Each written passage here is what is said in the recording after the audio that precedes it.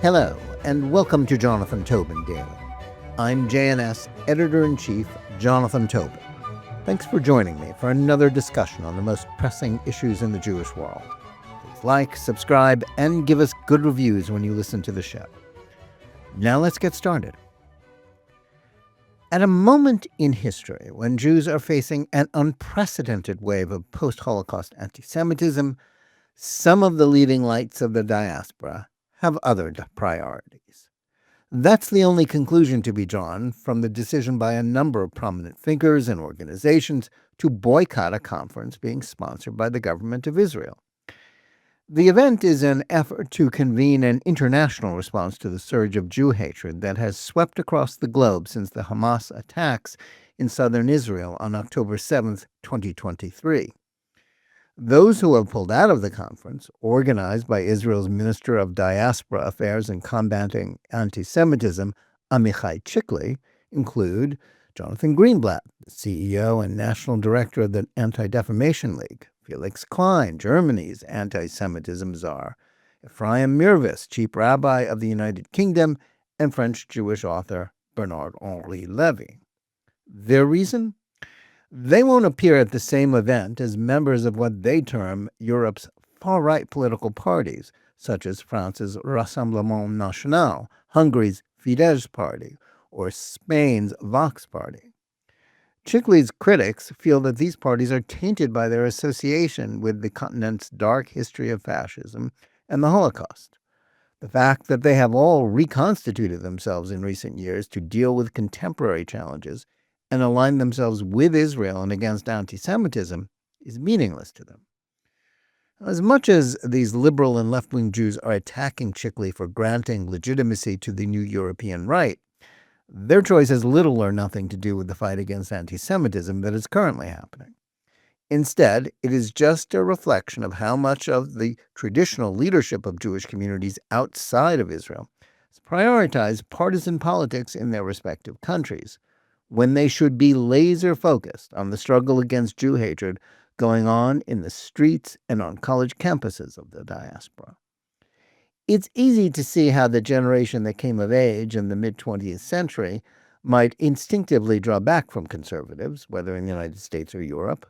Anti-Semitism on the left was far from unknown in that era, as even a cursory review of the actions of Joseph Stalin, the head of the totalitarian Soviet Union, reveals. But the primary threat to Jews then and in the previous century was from the right. It was the fascist right that perpetrated the Holocaust.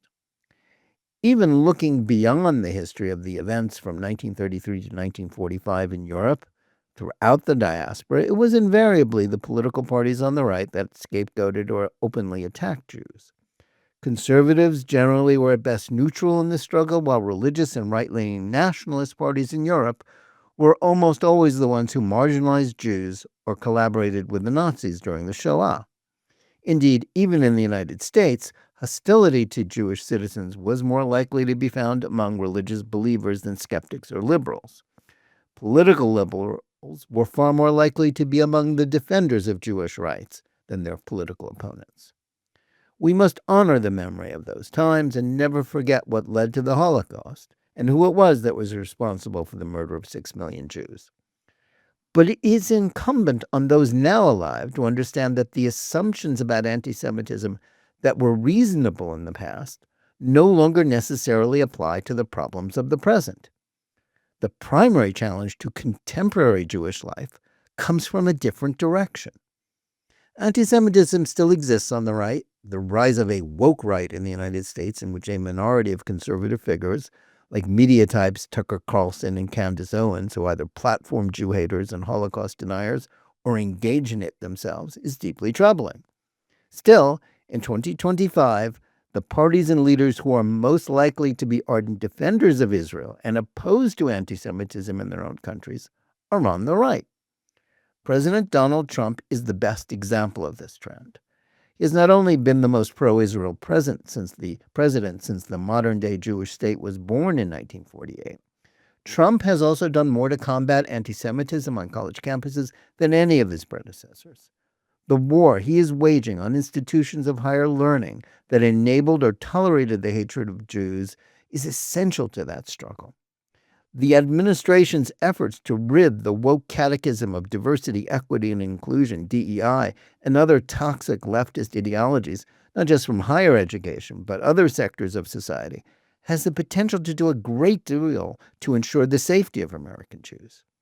And it was his opponents who have largely embraced the doctrines of the progressives that are most associated with anti-Semitism today.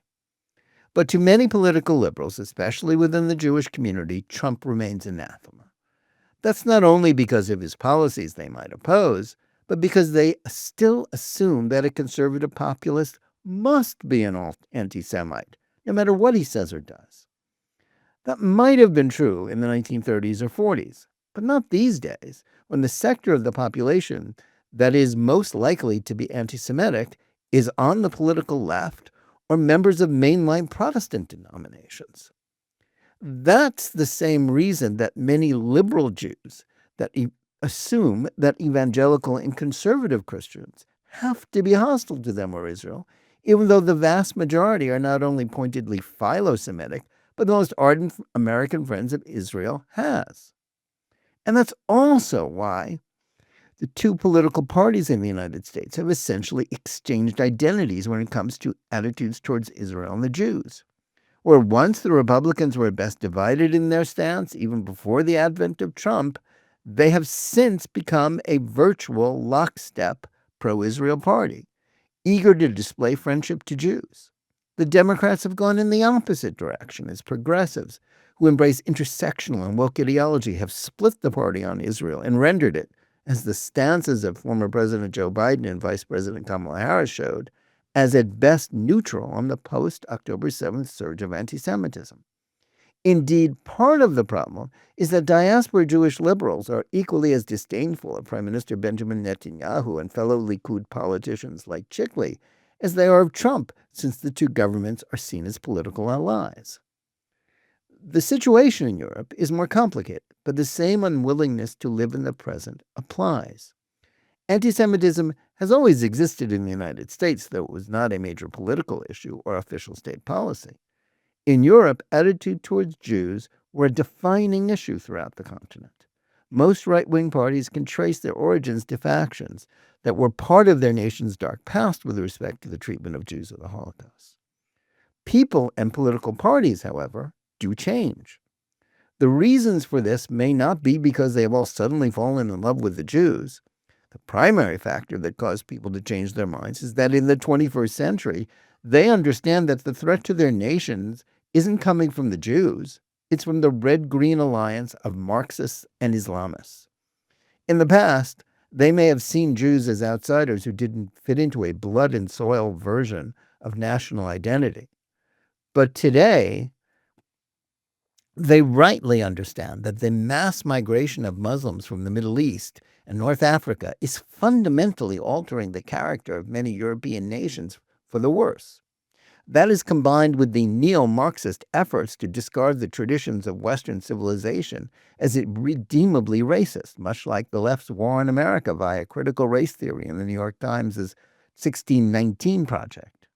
This unlikely alliance of leftists and Islamists is producing a changing political landscape that could doom their national traditions and culture in places like Britain, France, Sweden, and other countries. It's also making them unsafe for Jews. Recognizing this fact makes them realists as opposed to racist or xenophobes. And part of that realism is knowing that the Jews in the state of Israel are their natural allies in an existential struggle for the future of Europe and the West. The evolution of these parties is a long process, and some, particularly like those in Germany and Austria, haven't completed that journey. Despite its electoral success, the German AfD party remains tainted by the anti-Semitic attitude of some of its candidates for parliament and their nostalgia for the Nazi era.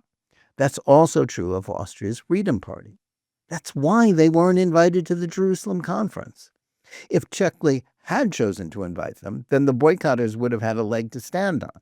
Still, an argument can be made that encouraging people like AfD leader Alice Weidel, who is personally opposed to anti-Semitism and supports Israel, would do more to combat anti-Semitism in Germany than shunning her. Yet Chickley wisely chose not to do so. That didn't matter to diaspora liberals. Other right-wing European parties have conclusively rejected their anti-Semitic past, as France's RN has done, even though that obligated its leader, Marie Le Pen, to eject her late father from the party. Her putative successor, Jordan Bardella, who may be its candidate to lead the country at the next presidential election, has no such associations. Outspoken in opposing Jew hatred and supporting Israel, he will be at the anti-Semitism conference. But he is just as unacceptable to many liberal Jews as open anti-Semites. The same is true for their attitudes towards Hungarian Prime Minister Viktor Orban, who is an ardent friend of Israel and his country's Jewish community. Yet left-wingers not only routinely falsely accuse him of authoritarianism, but also of being associated with anti-Semitism, even though Jews in Budapest are far safer than they are in London, Paris, Amsterdam, or Stockholm, something that even Orban's domestic political opponents will concede. Those Jews who won't associate with them or members of their parties often identify with the parties of the European left or center. Some, like Levy, a principled supporter of Israel but a man of the left, still cling to the idea that the right is not kosher. He fails to see that it is the political left, such as the La France Insoumise Party, or LFI, led by Jean-Luc Mélenchon, that is the current home of French anti-Semitism, and the clear and present danger to their country and its Jewish population.